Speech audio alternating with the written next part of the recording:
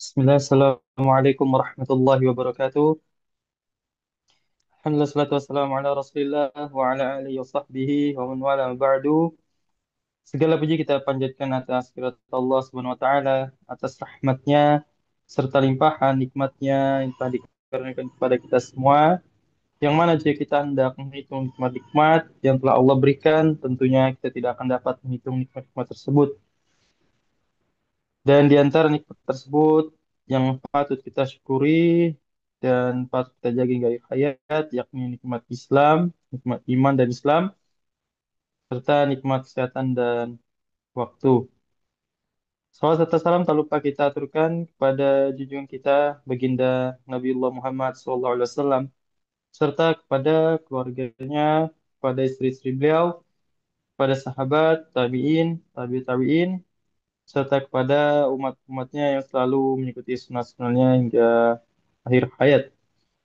Jamaah kajian Bumiku Mengaji yang semoga dirahmati Allah. Insya Allah pada kesempatan kali ini, pada malam hari ini, kita akan kembali melanjutkan kajian rutin kita yang akan membahas kitab Tafsir As-Sa'di, Taisirul Karami Rahman fi Tafsiri Kalamil Manan, yang mana kita akan melanjutkan pembahasan di surah ke-86, yakni surah At-Tariq ayat 9, dan insya Allah nanti sampai ayat 17. Kemudian kami mengajak pada jamaah untuk ikut bergabung dalam dakwah Bumiku Mengaji dengan men-share informasi kajian Bumiku Mengaji seluas-luasnya kepada keluarga maupun rekan-rekan dari para jemaah. Semoga apa yang jemaah share, apa yang jemaah usahakan, Allah balas dengan sebaik-baik balasan.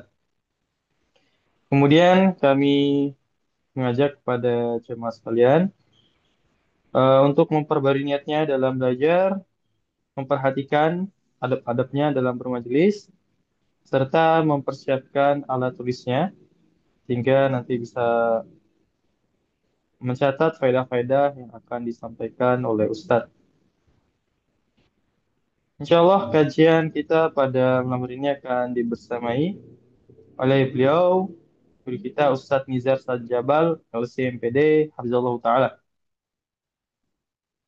Setelah materi yang nanti akan disampaikan oleh Ustadz, insya Allah jika masih memungkinkan dan masih ada waktu, kita akan lanjutkan ke sesi tanya jawab, sehingga kepada jamaah sekalian nanti yang hendak bertanya, bisa bertanya secara langsung dengan raise hand terlebih dahulu, atau bisa menuliskan pertanyaannya di kolom chat. Bagi jamaah yang dirasa butuh privasi, nanti bisa langsung mengirimkan pertanyaannya kepada MC.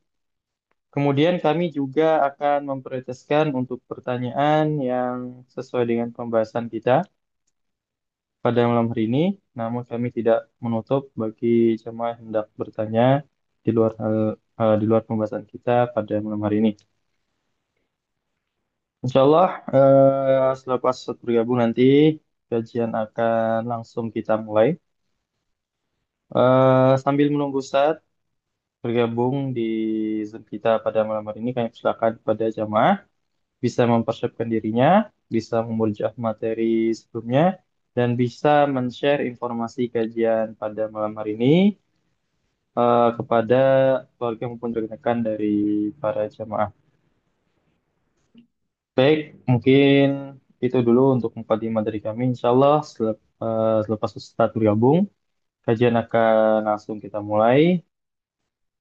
Kami izin pamit untuk sementara. Jazakumullahu khairan.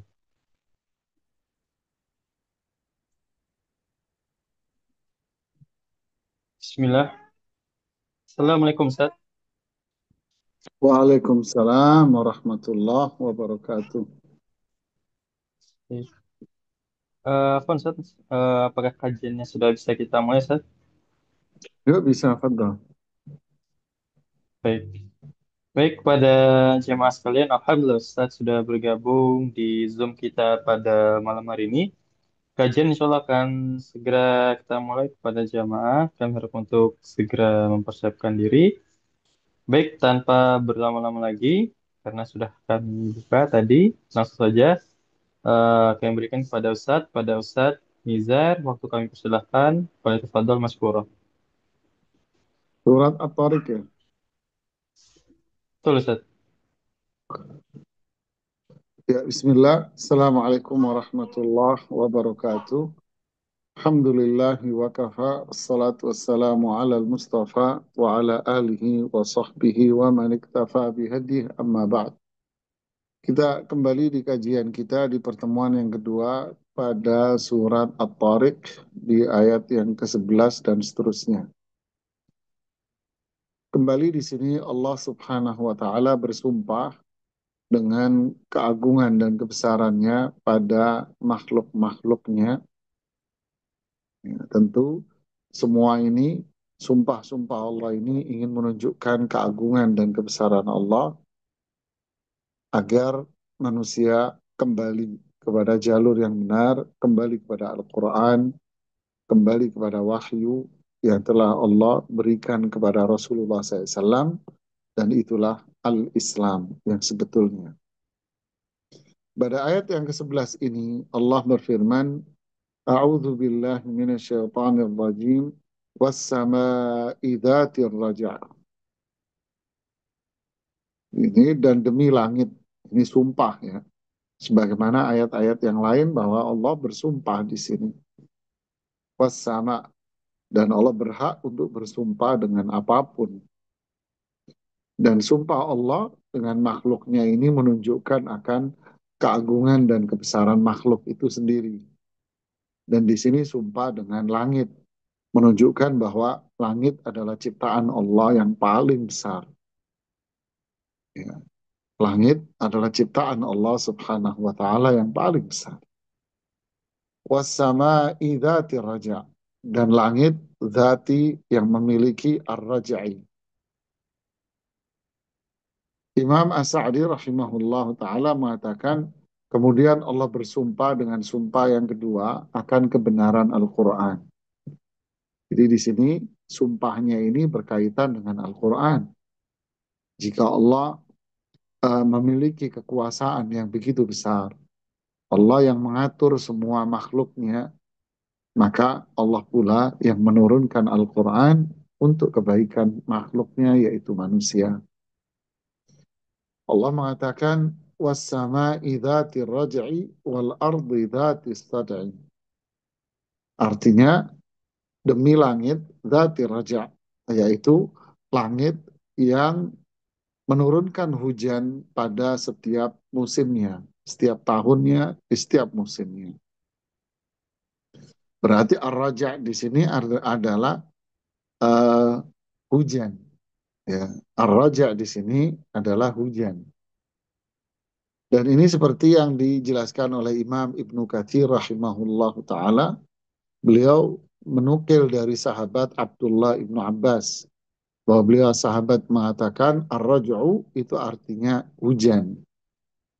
Berarti was-sama'i dzatir raj'i, demi langit dzatir raj'i yang memiliki hujan. Ibnu Abbas juga mengatakan di sisi lain, beliau mengatakan ar-raj'u itu adalah awan yang membawa hujan. Ini sama ya.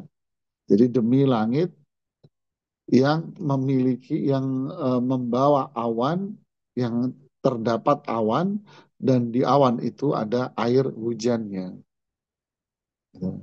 Sehingga maknanya wassama'i dzati raja', kata beliau, langit demi langit yang memiliki, yang membawa hujan, yang menurunkan hujan, maksudnya yang menurunkan hujan, yaitu hujan yang turun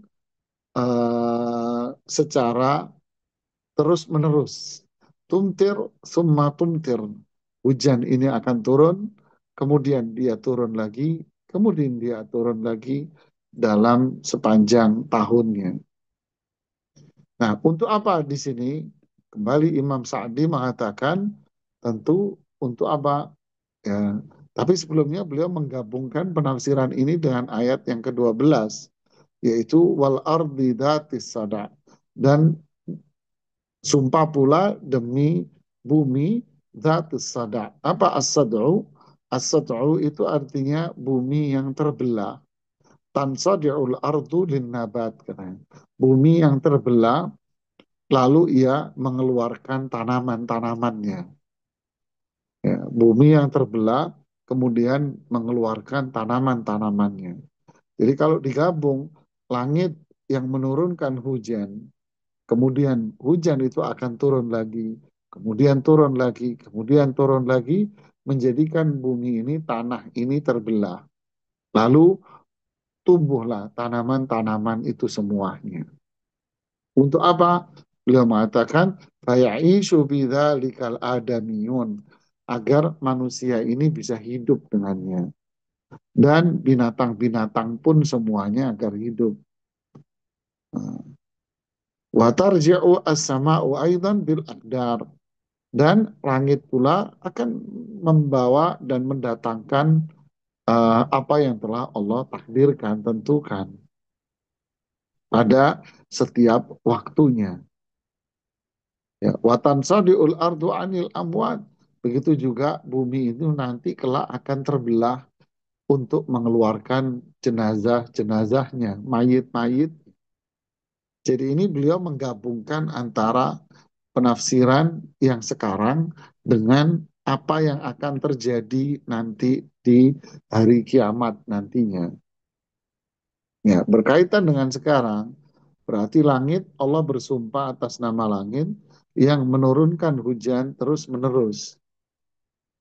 Kemudian bumi setelah itu terbelah, tanah-tanahnya terbelah, mohon maaf, tanahnya terbelah, lalu tumbuhlah, keluarlah tanaman-tanamannya.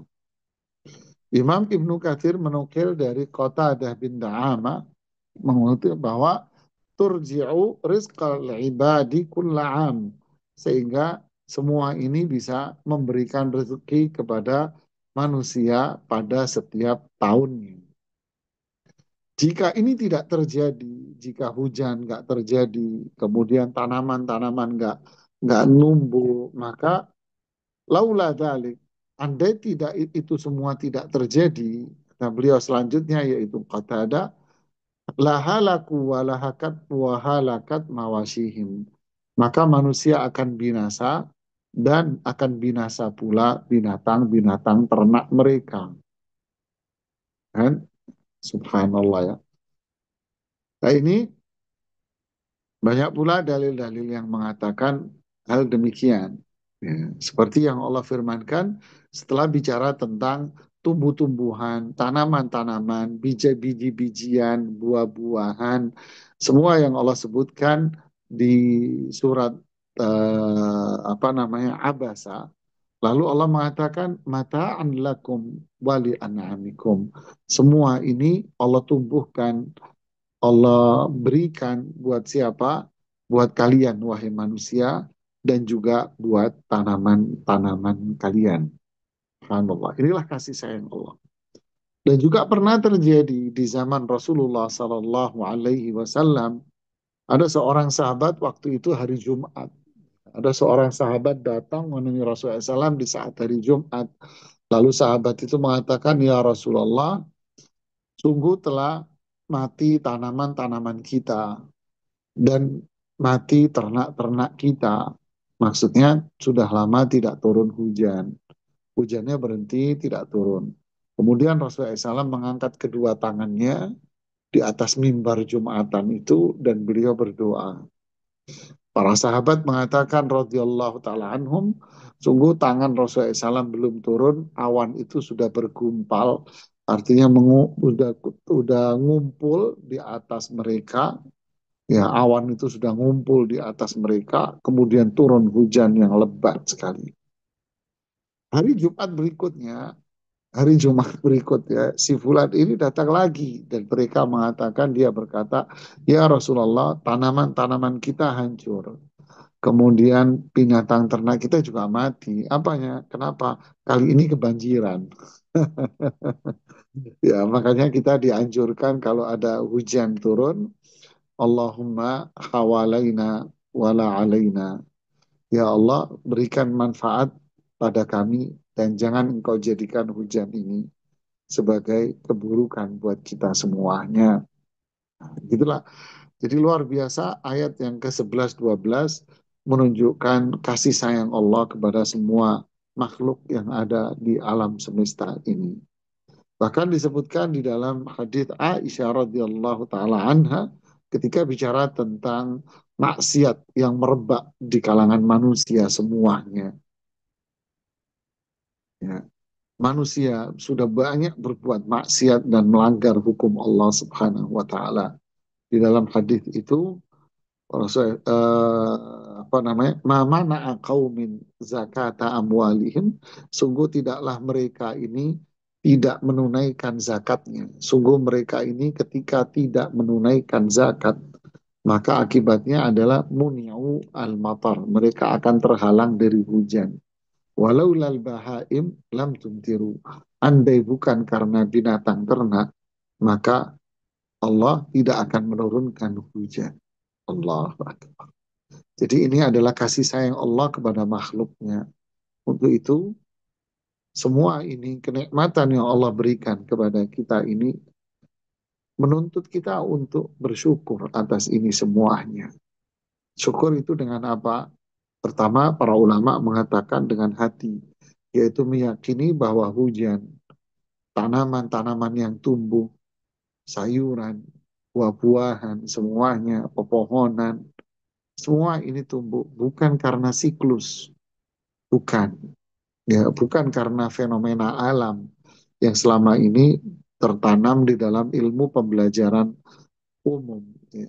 Tidak seperti itu. Harusnya boleh itu semua disajikan, tapi semua harus ditanamkan pada kita bahwa ini semua tumbuh karena kekuasaan Allah dan kebesaran Allah. Inilah iman kepada Allah Subhanahu wa Ta'ala. Kemudian pada ayat yang berikutnya, ya, pada ayat yang ke-13, ya, Allah mengatakan, Innahu laqawlun fasl. Sungguh ia adalah ucapan yang fasl, yang penuh dengan kebenaran. Apa yang dimaksud di sini? Imam Sa'di rahimahullah mengatakan kata gantinya di sini kembali kepada Al-Quran. Innahu ay innal Qur'ana. Sungguh Al-Quran ini atau sungguh ia yaitu Al-Quran ini laqaulun ucapan yang fasal, yaitu ucapan yang fasal. Fasal ini apa artinya? Yaitu kata beliau hakun wasidqun bayyinun wadihun. Allahu Akbar. Sungguh Al-Quran ini adalah fasal. Fasal itu apa? Satu, benar. Ya, kebenaran. Al-Quran ini memang benar. Yang kedua adalah kejujuran. Yang ketiga adalah kejelasan. Bayin, jelas. Wadih, jelas. Berarti di sini bicara tentang apa? Sungguh Al-Quran ini valid datangnya dari Allah. Valid, jangan diragukan lagi. Seperti pada ayat yang pertama, Quran, ya Al-Baqarah. Ayat yang kedua, ya kan? Alif Lam Mim, dzalikal kitabu la raiba fi. Tidak diragukan lagi. Validitasnya tidak bisa kita ragukan lagi. Bahwa ini memang Al-Quran yang ada di tangan kita sekarang, ini memang benar-benar firman Allah. Kemudian dari sisi isinya yang kedua, isinya juga merupakan kebenaran yang nyata, la raiba fi. Isinya, hukum-hukum yang terkandung, perintah-perintah yang terkandung di dalamnya adalah kebenaran yang nyata dari Allah. Bayin jelas sebagai petunjuk buat manusia semua menuju jalan yang diridhoi oleh Allah Subhanahu wa taala. Kemudian di sini juga dikatakan la qaulun fasal. Ini adalah ucapan. Berarti Al-Quran ini seperti yang diyakini oleh para ulama Ahlussunnah wal Jamaah bahwa Al-Quran ini adalah ucapan Allah. Makanya disebut kalam, kalam, kalam ini kan ucapan Allah. Seringkali kita bilang firman, ya kan? Al-Quran, kalau ditanya, Quran ini apa? Ucapan Allah loh ini. Maksudnya, Allah berbicara dengan huruf dan kalimat. Jadi kalau kita membaca A'udzu billahi minasyaitonir rajim. Innahu laqaulun fasl. Kita baca dengan kaidah tajwid dengan makhrajnya. Innahu laqaulun fasl. Maka yang kita baca ini adalah ucapan Allah. Innahu itu huruf ucapan Allah, kalimat, kata. La qaulun ini kan kata. Ini ucapan Allah. Fasl. Ini ucapan Allah tersusun jadi kalimat. Innahu la qaulun fasl. Ini adalah ucapan Allah. Ya, bukan dari Jibril, bukan dari Rasulullah SAW, tapi ini adalah ucapan Allah. Dari mana? Qaul, qaul ini ucapan. Sungguh Al-Quran itu ucapan Allah, fasal yang validitasnya sampai sekarang ini pasti akan terjaga, kebenarannya mutawatir tak diragukan. Yang kedua, dari sisi substansinya juga ini hak kebenaran yang nyata, dan ini juga bayyin wadih, jelas sebagai petunjuk buat umat Islam semua. Inna hadzal Qur'ana yahdi lillati hiya aqwam. Sungguh Al-Quran memberikan petunjuk menuju jalan yang lurus dengan penuh kemudahan dan penjelasan semuanya. Ya, subhanallah. Inilah berbicara tentang hakikat dari Al-Quran. Sehingga dari semua ini memberikan pelajaran buat kita dari sisi akidah. Satu, bahwa Al-Quran itu adalah pertama, memberikan pelajaran bahwa pertama, bahwa Allah itu berbicara, ya, bahwa Allah itu berbicara. Karena di sini bilang apa? La qaulun, ucapan. Berarti Allah punya sifat bicara sesuai dengan keagungan dan kebesarannya. Kita tidak boleh bertanya bagaimana Allah itu berbicara, seperti apa Allah itu berbicara, berarti demikian dan demikian. Tidak boleh kita mempunyai ilustrasi yang terlalu panjang di benak kita. Kita yakin Allah berbicara dengan huruf dan kalimat sesuai dengan keagungan dan kebesarannya. Yang kedua, bahwa Al-Quran ini adalah ucapan Allah dan bukan ciptaan Allah. Ini iman sama Allah. Kemudian pelajaran berkaitan dengan iman kepada Al-Quran, kitab suci. Bahwa Al-Quran ini terjaga validitasnya, kebenarannya, akurasinya sampai sekarang dengan model jalur mutawatir, yaitu yakin dari generasi ke generasi, tidak akan terkurang, tidak akan terhapus, tidak akan ditambahi sedikit pun. Inna nahnu nazzalna dzikra wa inna lahu lahafizun. Berarti apa? Wajib kita beriman bahwa Al-Quran datang dari Allah. Dan yang kedua, wajib beriman bahwa apa yang ada di dalam Al-Quran isinya semuanya benar. Dan kita wajib beriman yang ketiga, bahwa semua yang ada di Al-Quran memenuhi kebutuhan hajat kita. Berarti berkaitan pula dari sisi apa? Dari sisi ilmu, berarti wajib kita mempelajari Al-Quran. Ini kewajiban utama kita belajar Quran sebelum kita belajar yang lainnya. Kemudian memberikan makna pula dari sisi perbuatan sikap, wajib kita untuk apa? Mentadaburi dan mengamalkan kandungan Al-Quran. Membacanya Al-Quran berpahala besar dan mengamalkan kandungannya memiliki pahala dan kedudukan yang sangat tinggi. Allahu Akbar. Kemudian yang ke-14 Allah mengatakan wa ma huwa bil hazl. Al-Quran bukan, kembali lagi bicara tentang Al-Quran. Wa ma huwa bil hazl. Jiddun laisa bil hazli. Al-Quran ini semuanya adalah kebenaran dari Allah. Ini bukan main-main. Wa huwal qaulul ladzi yafsilu baina tawaifi wal maqalat. Al-Quran akan menjadi penengah, akan menjadi kebenaran, akan menjadi hukum, akan menjadi rujukan pada setiap lapisan golongan bangsa, kulit, ras, suku dari manusia semuanya. Al-Quran akan jadi rujukan, akan jadi hukum, akan jadi pijakan, akan jadi tempat kembali ketika mereka berkonflik, akan menjadi pijakan dalam setiap perbuatan mereka. Jadi hukum, jadi pijakan dan acuan, dan jadi tempat kembali ketika mereka memiliki masalah. Wal maqalat berarti statement-statement, tulisan-tulisan, pernyataan-pernyataan, hukum-hukum, fatwa-fatwa, semuanya harus berpijak kembali kepada Al-Quran. Karena itu kebenaran, validitas yang tidak diragukan lagi. Watan fasilu bihil khusumat. Semua konflik-konflik akan menjadi jelas dan mendapatkan solusi yang nyata. Subhanallah. Ini. Bahwa rabbika la yu'minun.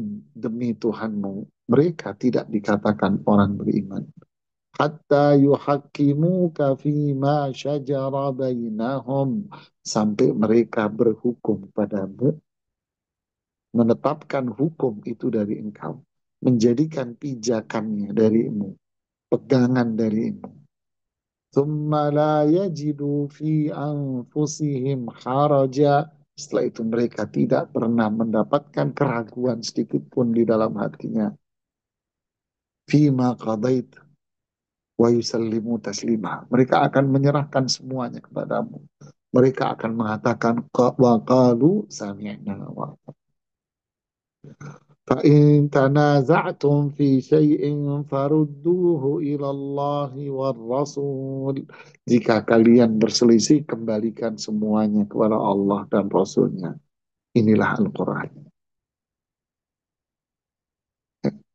Jadi sekarang pertanyaannya, jamaah sekalian, kenapa sekarang ini kok jadi banyak perpecahan?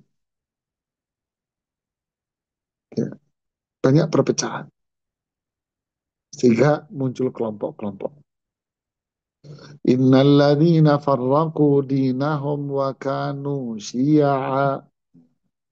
Sesungguhnya mereka-mereka yang farraku dinahum. Mereka-mereka yang apa? Farraku dinahum. Mereka-mereka yang memecah belah. Innalladzina farraku dinahum. Wa kanu syi'a. Minalladzina farraku dinahum. Atau innalladzina farraku dinahum wa kanu syi'a. Lasta minhum fi syai'. Ada dua ayat. Ayat pertama di Al-An'am 159, innalladzina farraqu dinahum wa kanu syi'a lasta minhum fi syai'. Sesungguhnya mereka-mereka yang memecah belah Islam ini sehingga mereka menjadi kelompok-kelompok. Lasta minhum fi syai'. Kamu bukan mereka sedikit pun. Kemudian disebutkan pula di surat Ar-Rum ayat 32. Minalladzina farraqu dinahum wa kanu syi'a kullu hizbin bima ladaihim farihun. Inilah mereka-mereka yang memecah belah agamanya sehingga mereka menjadi kelompok-kelompok dan setiap kelompok akan mempertahankan dan bangga dengan kelompoknya sendiri. Hizbi akan bangga dengan kelompoknya sendiri. Kenapa ini semua terjadi? Jawabannya satu, sederhana, karena mereka menanggalkan Quran dan petunjuk Rasulullah SAW dengan pemahaman yang benar. Pemahaman yang mana yang dijadikan pegangan? Tentu pemahaman Rasulullah SAW, pemahaman para sahabat, pemahaman generasi kedua, pemahaman generasi ketiga. khairul quruni qarni thumma alladhina yalunahum thumma alladhina yalunahum thumma alladhina. Sebaik-baik masa adalah masaku, kemudian yang kedua tabiin, kemudian yang ketiga. Berarti kalau kita ingin berislam yang benar, kembali kepada Quran, Sunnah Rasulullah SAW, para sahabatnya, generasi yang kedua, generasi yang ketiga, kita akan selamat. Berarti ketika mereka memecah belah agama ini, yaitu di saat mereka tidak kembali ke dalam apa? Tidak kembali ke dalam apa? Ke dalam metode beragama yang benar dan tepat, sehingga mereka akan menjadi terkotak-kotak. Berarti ya, nas'alullah al-afwa wal afiyah. Jadi kembali ke sini bahwa wa ma huwa bil hazl, bahwa Al-Qur'an ini bukan mainan, yang bukan mainan yang harus apa menyesuaikan selera Anda, dan bukan mainan yang kamu apa namanya harus otak-atik dengan permainan-permainan puzzle, seperti permainan-permainan puzzle yang harus menyesuaikan dengan selera kita. Oh, maknanya begini nih biar cocok sama kita dengan cocok sama logika kita. Ini bukan mainan, Bung. Ini adalah firman Allah. Maknanya, maknanya juga sudah Allah tentukan. Thumma inna alaina bayana di surat Al-Qiyamah. Penjelasan akan makna Al-Quran itu tanggung jawab kami. Allah menurunkan Al-Quran, Allah menjelaskan maknanya kepada Rasulullah SAW lewat malaikat Jibril, Rasulullah SAW menjelaskan kepada sahabat, sahabat memaknai Al-Quran seperti mereka belajar dari Nabi SAW, kemudian mereka mengajarkan kepada generasi kedua mengajarkan kepada generasi ketiga, dibukukanlah tafsir di situ. Seperti Imam Ibnu Jarir At-Tabari jadi induknya. Lalu tafsir Ibnu Jarir At-Tabari jadi induk banyak tafsir, ya tafsir apa namanya tafsirnya Ibnu Atiyah, ya banyak akhirnya jadi induk tafsirnya seperti Ibnu Jarir itu wafat 310 wafatnya, berarti kan hidupnya mereka bisa dikatakan nggak jauh dari generasi ketiga itu kan. Kemudian muncul tafsir Imam Ibnu Atiyah yang wafat tahun 549. Namanya tafsirnya Al-Muharrar Al-Wajiz. Ada lagi tafsir yang lebih dulu lagi dan itu namanya tafsir Al-Basit punyanya Imam Al-Wahidi tahun 468. Ya. Ada lagi tafsir Imam As-Sam'ani disebut tafsir Sam'ani 400 yang wafat 489 dan seterusnya dan seterusnya, ya dan seterusnya. Ada lagi tafsir Bahrul Ulum As-Samarqandi tahun 373. Ya. Nah itu Ibnu Katsir Ustaz ya. Ibnu Katsir itu wafat tahun 774. Al-Qurtubi 641, Al-Baghawi yang Syafi'i itu 516, Al-Baidawi yang banyak dipakai di pesantren-pesantren, mohon maaf NU, ini juga namanya tafsir Al-Baidawi, ya. Namanya Anwarut Tabzil. Al-Baidawi Syafi'i itu wafat tahun 685.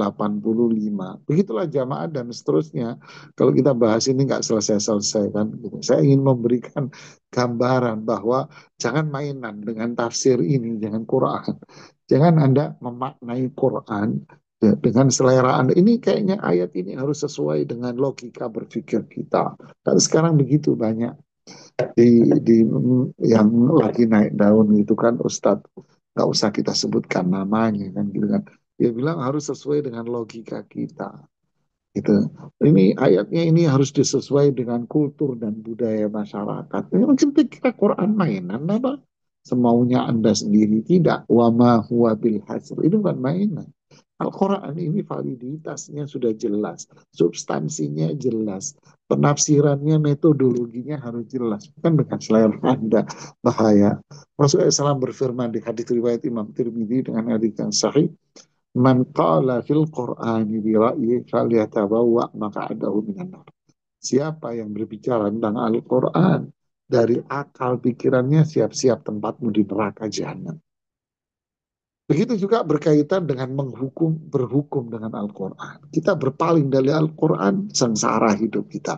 Wa man a'rada an dzikri fa inna lahu ma'isyatan dhanka. Siapa yang berpaling dari Al-Quran, hidupnya sengsara, sempit. Jadi kewajiban kita berhukum kembali, konflik, masalah, kembalikan kepada Al-Quran dan semisal dengan Al-Quran apa? Sunnah, petunjuknya Rasulullah SAW. Rasulullah yang menjelaskan maknanya. Kembalikan Quran, petunjuk Nabi, sahabatnya, yang kedua, ketiga, generasinya, selamat. Kita nggak akan berselisih umat Islam. Barakallahu fiikum. Kemudian ayat yang ke-15, innahum yakiduna kaida, gitu kan? Innahum, sesungguhnya mereka. Siapa yang dimaksud dengan mereka? Yaitu orang-orang yang berpaling dari Al-Quran. Orang-orang yang berpaling dari Rasulullah Sallallahu Alaihi Wasallam. Berpaling dari wahyu, apa yang mereka lakukan? Yakiduna kaida. Ay liyadfa'u bikaidihimul haqqa wa yu'ayyidul batil. Mereka akan membuat intrik-intrik, mereka akan membuat berbagai macam cara, siasat, pernyataan, atau apapun lah. Mereka akan melakukan berbagai macam cara, strategi untuk apa? Untuk menolak kebenaran Al-Quran dan Sunnah Rasulullah SAW. Dan untuk menguatkan kebatilan mereka. Al-Quran. Ini harusnya maknanya begini, bukan begitu. Harusnya Al-Quran ini disesuaikan dengan budaya kita. Ya, harusnya disesuaikan dengan pola budaya kita. Jangan dimaknai Al-Quran ini dengan makna budaya Arab. Nah, mulai itu. Dan kalau sudah masuk-masuk ke situ, itu tandanya. Dia punya kait, punya tipu daya, punya cara-cara berkomunikasi gitu. Ya, yang terkesan itu indah. Ya, ini jangan dimaknai Quran ini dengan budaya-budaya Arab dong. Ini kalau dimaknai ini kan sesuai budaya Arab. Kita ini beda, kita bangsa Indonesia. Kita adalah bangsa ini dan itu yang harus dimaknai Quran dengan sesuai dengan budaya kita. Rusak dong. Ya, rusak dong Al-Quran. Tujuannya apa? Ingin menolak kebenaran yang hakiki yang dibawa oleh Al-Quran itu sendiri dan ingin menguatkan kebatilan mereka.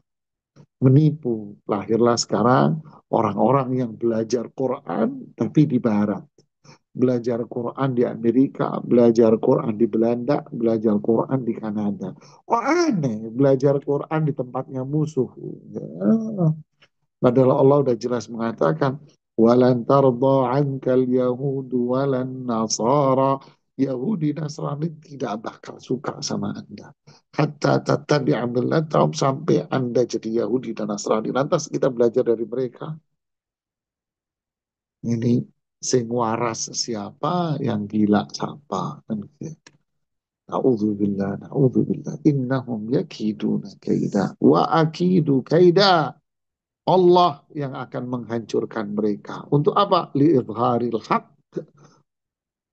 Allah akan ingin menunjukkan kebenaran ini. Lewat siapa?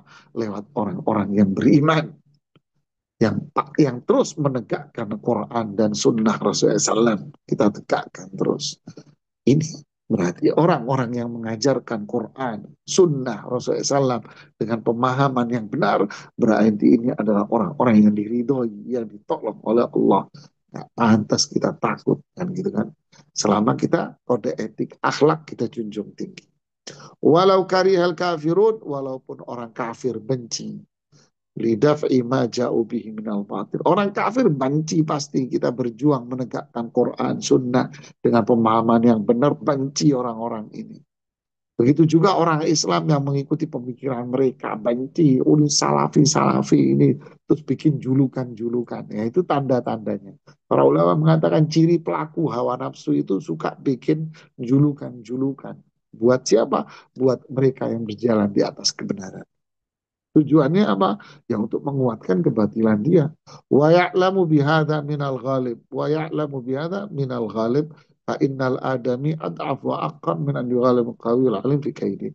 Ingin menunjukkan bahwa dialah yang mayoritas gitu ya. Sedangkan adami,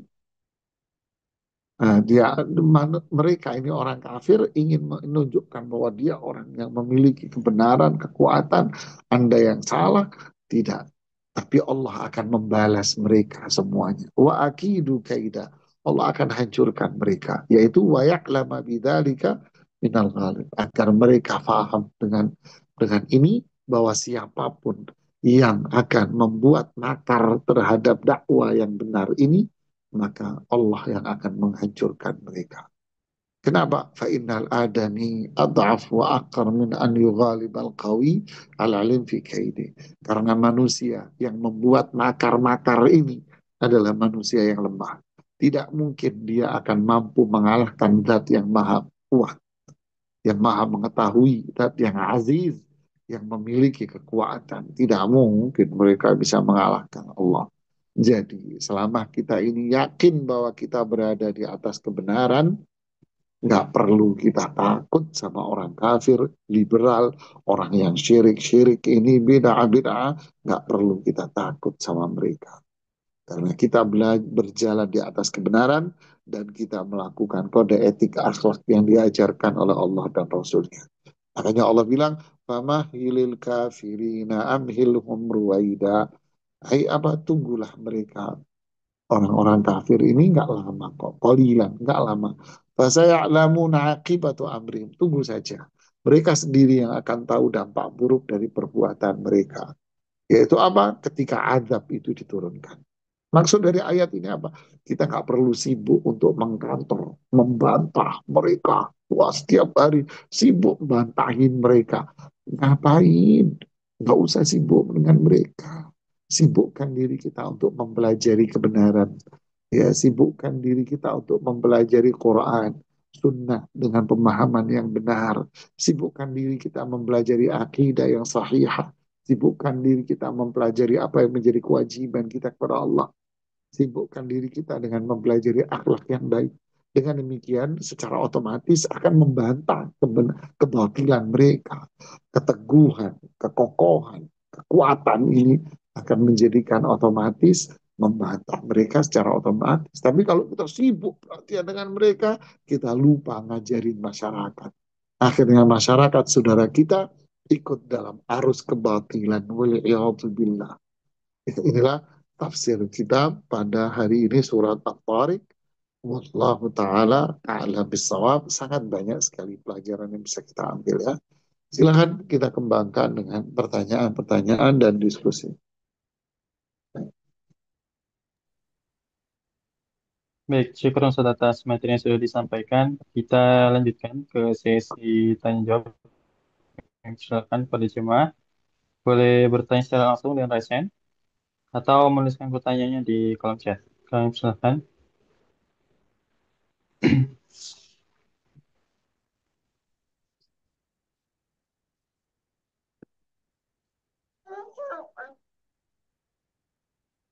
Baik, sudah ada yang raise hand. Kami silakan kepada Ibu Idar untuk bertanya pada Ustaz. Assalamualaikum warahmatullahi wabarakatuh, Ustadz. Waalaikumsalam warahmatullahi wabarakatuh. Silakan Ibu. Kemarin saya kedatangan seorang teman, eh, suaminya sudah meninggal, dan sebelum meninggal suaminya itu sangat membenci Nabi kita Rasulullah Sallallahu Alaihi Wasallam, selalu diejek, dia tidak Islam gitu. Tapi waktu sebelum dia meninggal, kata istrinya itu, dia mengucapkan Asyhadu alla ilaha illallah. Tapi nama Muhammad digantinya dengan nama Isa gitu. Apakah dia termasuk Tidak, Muslim? Bu. Dia Bagaimana itu, Ustaz? tidak. Dan terus pertanyaan selanjutnya, jika dia bukan Muslim, apakah istrinya berhak untuk mewarisi? Gitu, Ustaz. Terima kasih. Ya, Bu. Dia meninggal bukan sebagai orang Islam. Karena orang yang mau masuk Islam harus mengucapkan dua kalimat syahadat yang baku, yaitu asyhadu an la ilaha illallah wa Asyhadu anna asyhadu anna Muhammadan abduhu wa rasuluh, atau wa asyhadu anna Muhammadan Rasulullah. Dia harus mengucapkan ini. Dan dia mengucapkannya dari hatinya. Artinya hatinya ada keinginan untuk masuk Islam, kemudian lisannya mengucapkan itu. Ya, hatinya ada keinginan masuk Islam, kemudian lisannya mengucapkan itu, barulah dia menjadi muslim dan muslimah. Tapi kalau dia mengucapkan umpama asyhadu an la ilaha illallah wa anna Isa Rasulullah, maka dia bukan orang Islam. Berarti dia tidak mengimani Rasulullah SAW. Berarti dia wafatnya apa? Wafatnya dia tetap kafir. Kalau dia wafat sebagai orang kafir, apakah istrinya dapat warisan? Tidak dapat warisan sesen pun. La Jadi yarithul warisan yang kafiru al diterimanya muslim. bagaimana itu Ustaz? Ya, karena dia kan sudah Tidak ada menerima. warisan, tidak ada warisan, dan dia tidak berhak dapat warisan. La Jadi dia yarithu al kafiru al muslim. Orang kafir tidak mewariskan kepada orang Islam. Tidak ada saling waris mewarisi. jadi sebenarnya dia tidak berhak mengambil harta suaminya, begitu ya Ustaz? Dia tidak berhak. Kembalikan kepada keluarganya yang kafir. Oh, gitu. Bagaimana dengan pensiunnya Ustaz? Sama saja. Kembalikan ke keluarga. Oh, gitu. Ya, berarti hilang. Ya Ya, Ustaz, makasih. Tapi ya saya kira sama-sama. saya tidak berani mengatakan Ya, karena mungkin dia dulu menikah karena mau ya, hidup senang begitu. Jadi ya sekadar ya. pengetahuan saya Makasih untuk. Ibu. Makasih Makasih Ustaz. Ibu. Kita kasih Jazakallah kesempatan yang khairan. lainnya. Baik, syukur Ustaz atas jawabannya. Kami silakan kepada jemaah yang lain bisa bertanya kepada Ustaz.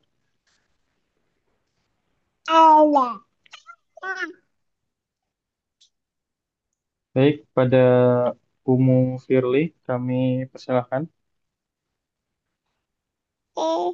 Ya, Tayyib Ustadz. Bismillah, Assalamualaikum warahmatullahi wabarakatuh. Fiq Ustadz. Assalamualaikum warahmatullahi wabarakatuh. Wa fiki barakallah.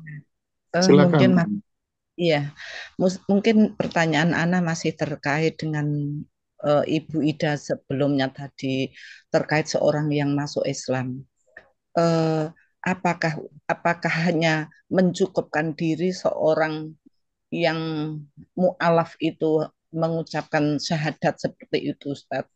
Karena eh, 2 minggu yang lalu tetangga saya itu Fulan yang basically-nya memang dia tunasoro seperti itu, tapi waktu 2 minggu yang lalu disiarkan oleh keluarganya lewat grup seperti itu, tanggal 15 dia mualaf dengan dibantu Mudin seperti itu, tanggal tanggal 18 meninggal.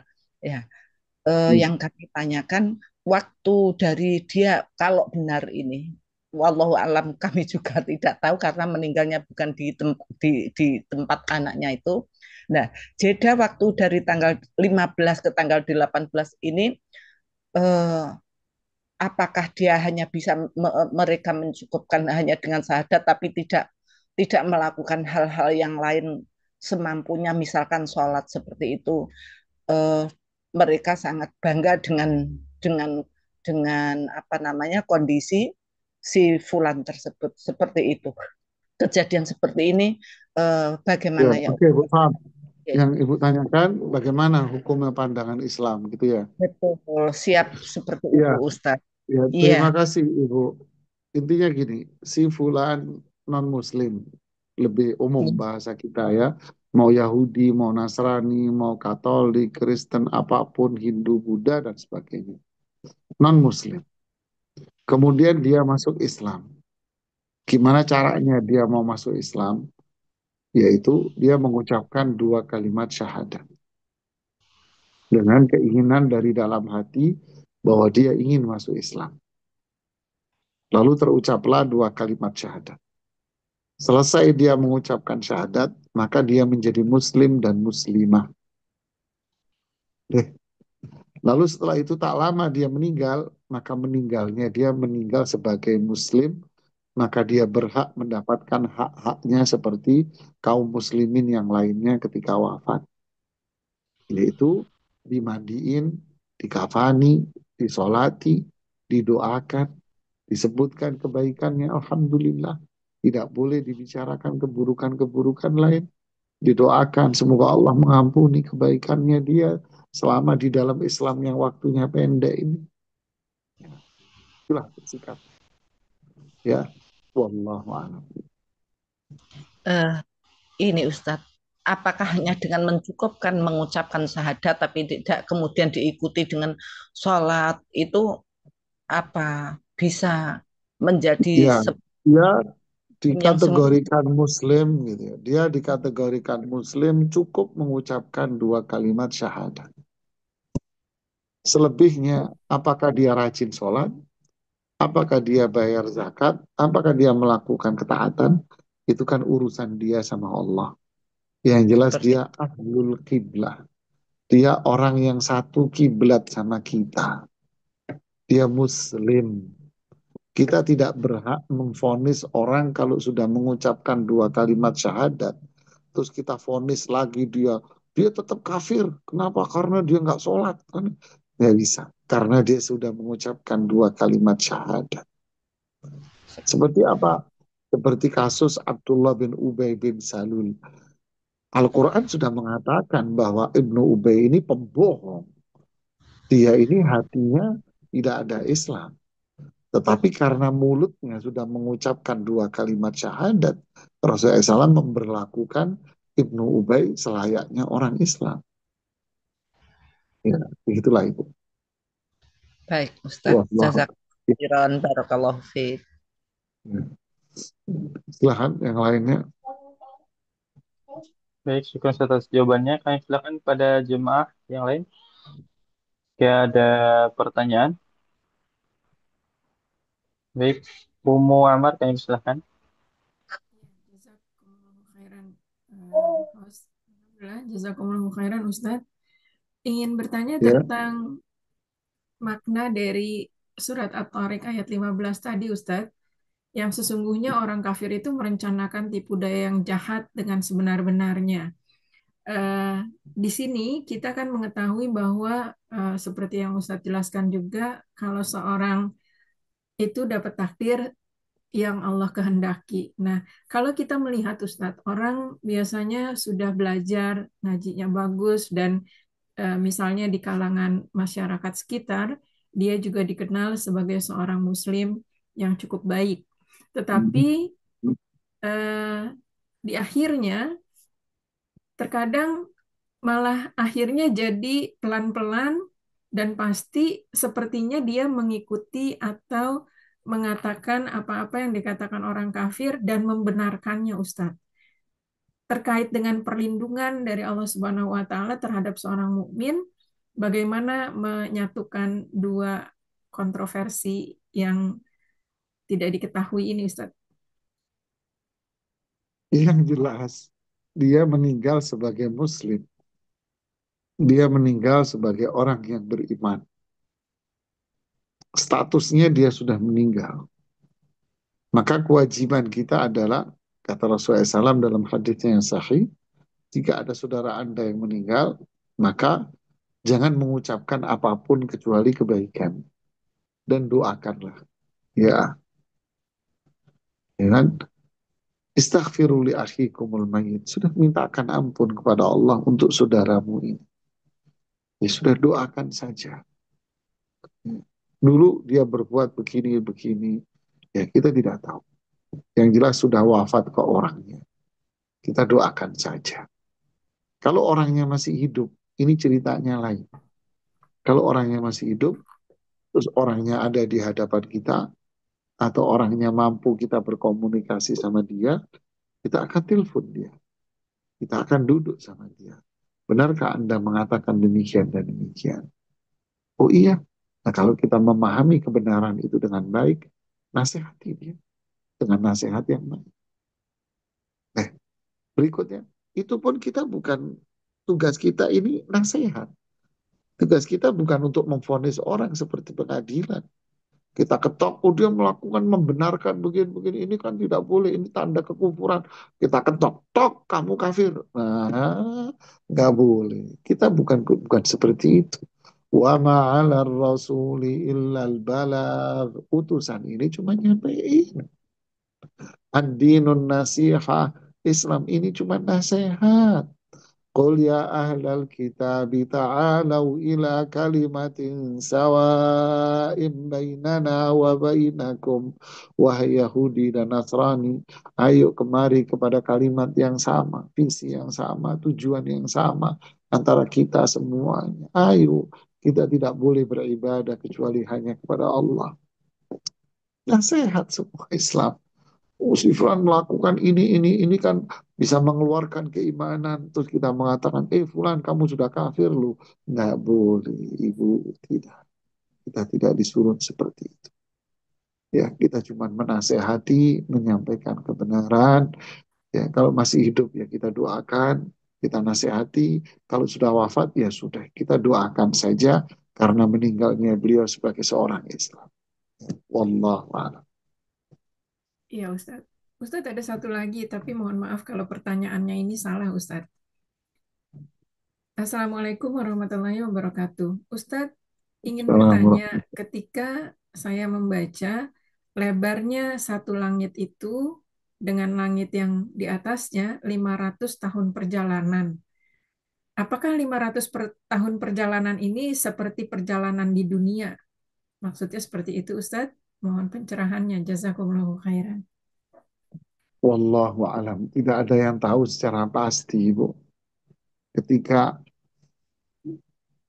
para ulama menjelaskan, para sahabat menjelaskan antara langit satu dengan yang lain.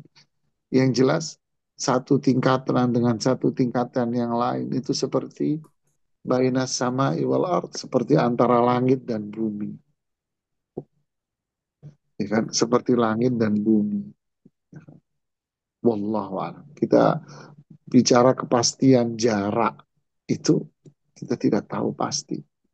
Yang kedua, manfaatnya apa? Kita mempelajari itu buat kita. Manfaatnya apa? Kita cukup tahu bahwa langit ini ada 7 dan jarak antara langit yang lain itu ya seperti jarak antara langit dengan bumi dengan langit. Isinya apa? Nanti di sana ada kehidupan enggak? Ada warteg enggak di sono? Wah, wis urusan ngapain kita bicara gitu-gituan. Ya kan enggak menambah amal. Ya. Wallahu a'lam. Ya Ustaz, jazakumullahu khairan. Baik, syukur Ustaz atas jawabannya. Oke, silakan pada jemaah yang lain jika hendak bertanya pada Ustaz.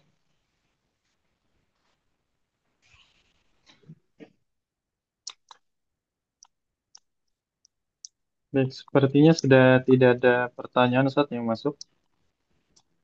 Alhamdulillah. Kita cukupkan sampai di sini. Mohon maaf jika ada kekurangan, kesalahan. Subhanakallahumma bihamdik.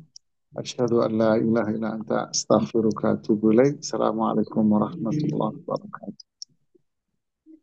Waalaikumsalam warahmatullahi wabarakatuh. Syukran wa jazakumullahu khairan Ustaz atas materi yang sudah disampaikan serta jawaban dari Waalaikumsalam. pertanyaan yang diajukan oleh para jemaah. Baik, jazakumullahu khairan juga kepada jemaah yang sudah berhadir di kajian kita pada malam hari ini. Apa yang sudah Ustaz sampaikan tadi bisa menambahkan ketakwaan pada diri kita serta menambahkan hasanah ilmu pada diri kita sehingga ada faedah yang bisa kita amalkan dalam kehidupan sehari-hari dan bisa kita bagikan kepada orang-orang di sekitar kita. Baik, mari kita tutup kajian kita pada malam hari ini dengan doa kafaratul majelis.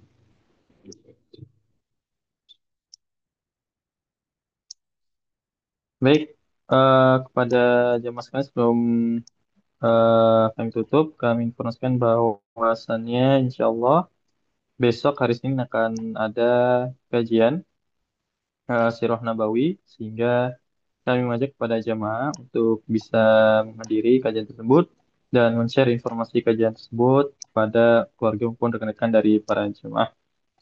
Baik, kami selaku panitia dari Bumi Pengaji mengucapkan permohonan maaf jika terdapat kekurangan dalam penyelenggaraan kajian pada kesempatan kali ini. Kami pamit undur diri. Wassalamualaikum warahmatullahi wabarakatuh. Silakan pada percuma boleh dari meeting. Barakallahu fikum.